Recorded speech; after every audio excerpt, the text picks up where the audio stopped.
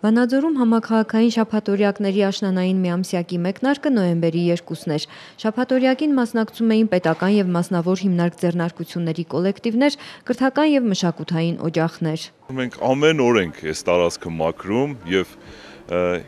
այն որտեղ որ աշխատում ես պետքա միշտ մաքուր պահես,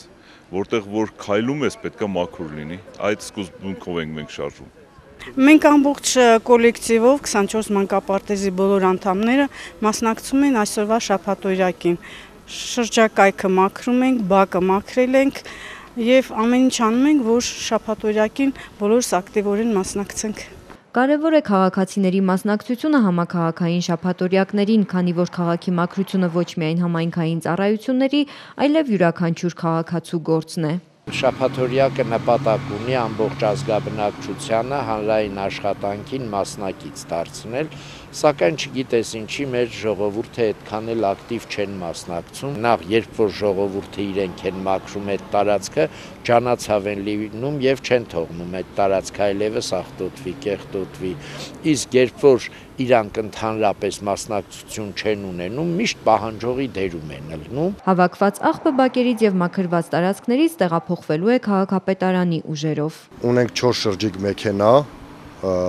բնակիչների, կազմակերպությունների զանգերով մեքենաները մեկնում են եւ կուտակված աղբը բարձում մեքենաները։ Յուրաքանչյուր վանաձորցի պարտավոր է մասնակցել քաղաքի մաքրությանը։ Կոչ եմ անում ամբողջ մեր ազգաբնակչությանը, որ նախ մասնակցեն շաբաթօրյակներին եւ հետո իրանք շրջակայքի նկատմամբ լինեն շատ ուշադիր եւ չաղտոտեն, չկեղտոտեն, իրեն ձեռքի, ասենք, լրագրի կտորը, ծխախոտի տուփը, ծխախոտի մնացուկը հենց այնպես պատահական տեղում չգցեն, մոտակա աղբարկղները գցեն։ Կոչ համաքաղաքացիներին, որ իրանք քիչ աղբ առաջացնեն, քիչ կեղտոտեն, չթափեն չսահմանված վայրերում, թե չէ մաքուր քաղաքը նա չէ որ շատ են մաքրում, այլ նա որ քիչ են կեղտոտում։